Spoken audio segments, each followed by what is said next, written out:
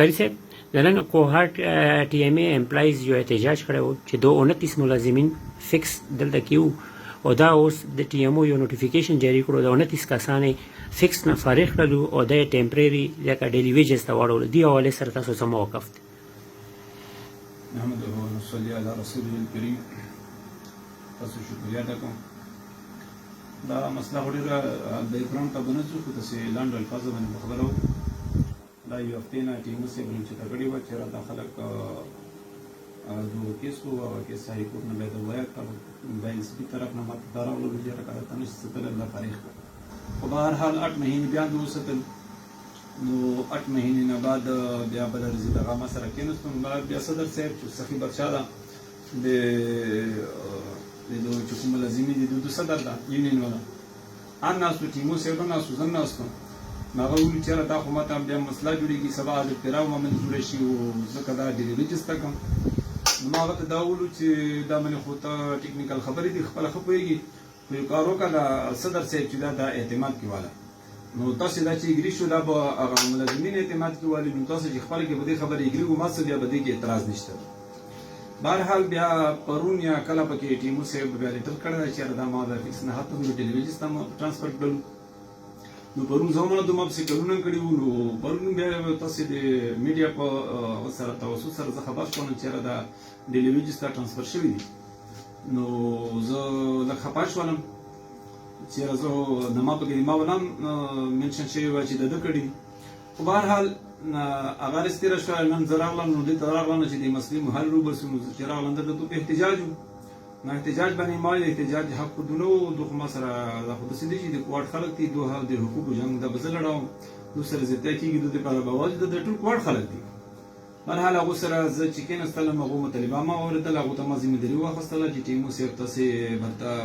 مطلب ترانسفر کړی او تاسو فکس نه اړولې او ډیلیوریجستا نو دا بالا کې زب کوم نو اوس په ځای لیټر کوم د ټیمو سیو لیټر باندې دا بحال شي ان شاء الله په خپل هغه باندې د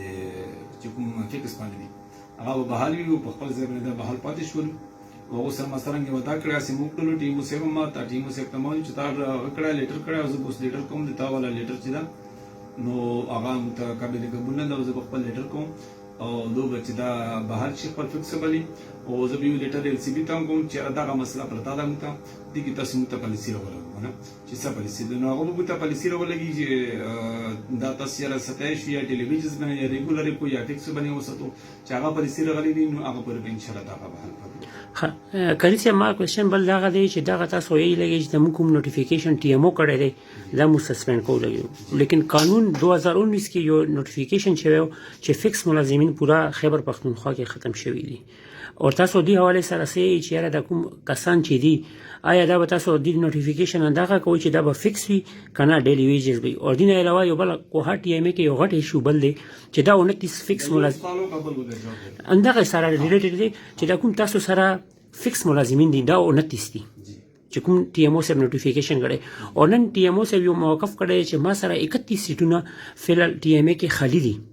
نو دی حواله سره تاسو دا ویل نه کوئ چې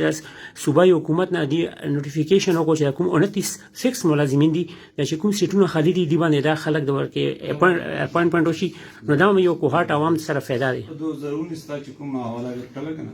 هغه کې صوبایي حکومت نه کړای هغه کې دوه های کورټ کې کیس کړ های کورټ کې کیس مخال کې دا بیا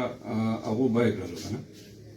خو بیا ان سی بي چې کوم دی هغه د دا نه دی ویل چې دا ختم کوه هغه فیصله دی راغلی نه ده چې هغه فیصله د زیره غلی دی نوټیفیکیشن راغلی وي چې دا خلک ته ختمونه چې کله یو نوټیفیکیشن وی راغلی نو ال پورې هغه موږ کوی نه شو نوټیفیکیشن متصبر غلو بیا مجاز نه جوړیږي چې موږ بیا خو غیر قانوني شو غیر قانوني کار مو کوی نه شو دویمه خبره ته چې کومه سره وکړه چې را داخله ریګولر کیږي ویل نه ته په کار جپان منټ شي نو هغه وردا ته پته د اوس نگران سیټ افته د کې ویکنسي باندې بنده دا نشي کېدل دا خو به ویکنسي کیږي اشتهار بګیږي او هغه کې بیا چې کوم پیلا کسان دا 31 کسانو کې دي دا چې هم جوړیږي هغه به کېږي ورکی بیا بعد کې افریش کسانو کې کېږي نو ته وجه نه چې کله سبینه بندر شي وازه نو ته سبینه د غلشي سیټونه راشي او بیا په هغه باندې ان شاء الله کوشش کوي چې دا وشي.